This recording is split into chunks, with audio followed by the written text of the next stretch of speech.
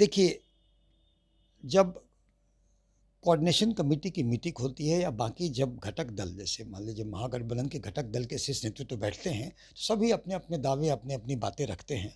तो वो विचारधारा की जो बातें होती हैं, जो डिस्कशन होता है, उसमें नाराज़गी डिराइव करना बहुत उचित नहीं होगा।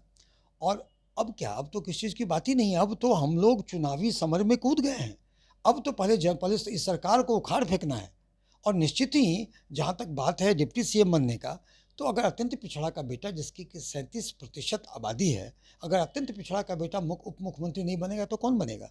तो जनता ने मन बना लिया है, इसलिए हम लोग बस चुनाव की बात है, हम महागठबंधन के जितने नेतृत्व हैं साथ में चुनाव लड़ रहे हैं। और उसके बाद जनता, अगर जो 14 नवंबर को आप देखेंगे कि नया नेतृत्व, नया मुख्यमंत्री होगा। नमस्कार, आप न्यूज फाउंडेशन देख रहे हैं। मैं हूं आपके साथ वंदना। बिहार में चुनावी बिगुल बज चुका है। विधानसभा चुनाव की तैयारियों में सभी पार्टियां जुट गई है।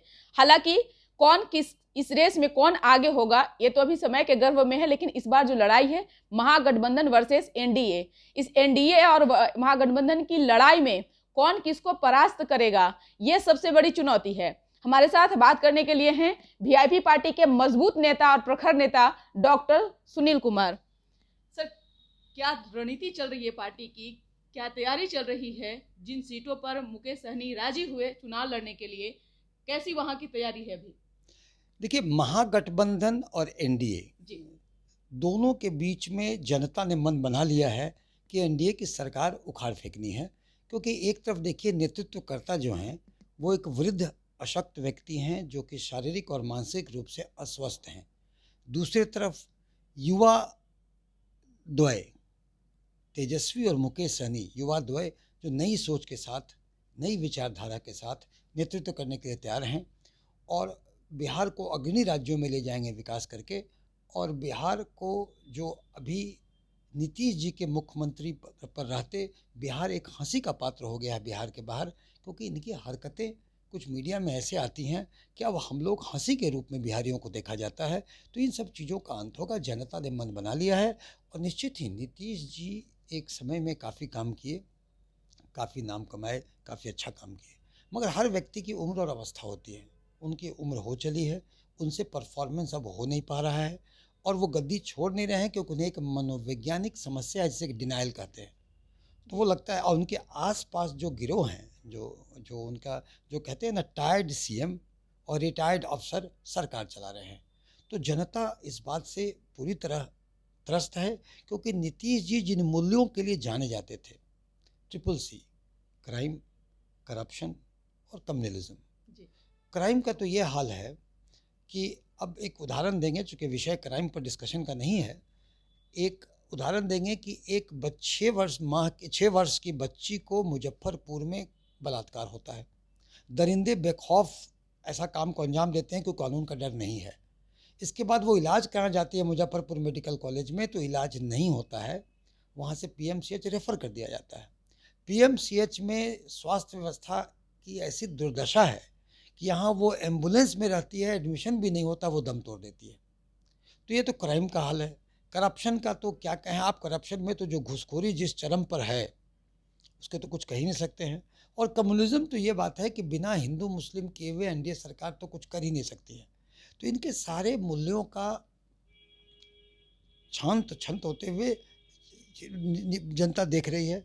तो जनता ने मन बना लिया है, इसलिए हम लोग बस चुनाव की बात है, हम महागठबंधन के जितने नेतृत्व हैं साथ में चुनाव लड़ रहे हैं। और उसके बाद जनता, अगर जो 14 नवंबर को आप देखेंगे कि नया नेतृत्व, नया मुख्यमंत्री होगा। आपको चुनाव का भी अनुभव है, राजनीति का भी अनुभव है, आप राजनीतिक विश्लेषक के तौर पर भी आपको लोग जो हैं पसंद करते हैं। सवाल यह है कि जिस तरह से एनडीए में इस बार 2025 225 टारगेट लेकर के चल रही है, महागठबंधन कितने टारगेट पर पूरा करेंगे? देखिए, टारगेट की बात जब एनडीए करता है तो बड़ी हंसी आती है। अब की बार 400 पार, अब की बार 400 पार, हर जगह ये नारा गूंज गया। हुआ क्या, आपने देखा? फिर से जो नारा हो रहा है 25 से 30, फिर से नीतीश। तो जनता कह रही है कि 25 से 30 अब नहीं नीतीश।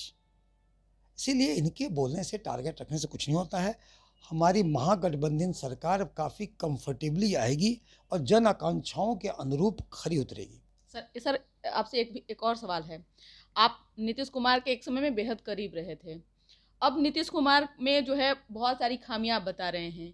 हाल के दिनों में केंद्रीय गृह मंत्री अमित शाह एक निजी इंटरव्यू में उन्होंने कहा कि हम लोग एनडीए पांचों दल मिलकर के बिहार में चुनाव लड़ रहे हैं, लेकिन चुनाव जीतने के बाद ये तय होगा कि मुख्यमंत्री कौन होगा, ऐसा उनकी बातों से लगा। क्योंकि मुख्यमंत्री नीतीश कुमार के नेतृत्व में भले ही बिहार में एनडीए चुनाव लड़ रही है, लेकिन मुख्यमंत्री कौन होगा अभी यहाँ पर भी जो है असमंजस की स्थिति बनी हुई है। देखिए, पहले तो आपने कहा कि हम नीतीश जी के करीबी रहे हैं, तो हाँ, सच बात है। मैं एक बिजी चिकित्सक होते हुए भी नीतीश जी के नीति से, उनके सुशासन से प्रभावित होकर मैं राजनीति ज्वाइन किया था, ये सच है। और आप कहें कि अब मैं खामी निकाल रहा हूँ, मैं खामी नहीं निकाल रहा हूँ। मेरा कहना है कि हर व्यक्ति की उम्र और अवस्था होती है। उनकी उम्र और अवस्था हो चली है, वो अगर रिटायरमेंट समय पर ले लें तो उनके नाम का सड़क, यूनिवर्सिटी, अस्पताल, स्कूल, कॉलेज, पुलिया सब जगह होगा। लेकिन अब चूँकि वो परफॉर्मेंस के लायक नहीं हैं और गद्दी से चिपके हुए हैं, तो इससे उनकी कहीं ना कहीं छवि पर नकारात्मक एक प्रश्नवाचक चिन्ह खड़ा होता है। मैंने इतना ही कहा, खामी निकालने की बात नहीं, उम्र की बात है। और इसके साथ ही देख लेंगे कि उनकी जो हरकतें होती है कोई छुपा हुआ नहीं है, सब व्यक्ति की है। और अगर मान लीजिए कि वो पूरे शारीरिक और मानसिक रूप से स्वस्थ है और हम लोग ऐसे ही बात कर रहे हैं, मान लीजिए मीडिया वाले हैं, आप ऐसे ही कर देते हैं, कभी वो आईएएस अफसर के सर पे गमला रख देते हैं, कभी किसी महिला को छूने लगते हैं, कभी किसी का पाँव पकड़ने लगते हैं, तो ये सब बातें आप करते हैं। अगर वो ठीक है मान लीजिए, तो जनता को ये जानने का हक है कि उनका नेतृत्वकर्ता, उनका मुख्यमंत्री ठीक है कि नहीं। एक मेडिकल बोर्ड सरकार बैठाए, साइकोलॉजिकल असेसमेंट करे, उनके ब्लड टेस्ट, यूरिन टेस्ट और उनके बॉडी फ्लूइड के टेस्ट, रेडियोलॉजिकल टेस्ट कराए और टेस्ट करा करके वो एक वाइट पेपर दें कि ये अमुक व्यक्ति शारीरिक और मानसिक रूप से स्वस्थ है, नीतीश कुमार जी स्वस्थ हैं। ये वाइट पेपर देगी, जनता को भी इस पर विश्वास होगा। और बराबर ये बातें आती है कि उनको कुछ खिला दिया जाता है। तो आप क्या करना है, बॉडी फ्लूइड मतलब स्वेट हो गया, यूरिन हो गया, ब्लड का टेस्ट कराएं और देख लें कि जो कंपाउंड निकले हैं जांच में और जो कंपाउंड उनको प्रेस्क्राइब्ड है दवा के रूप में, उससे अलग है कि नहीं है।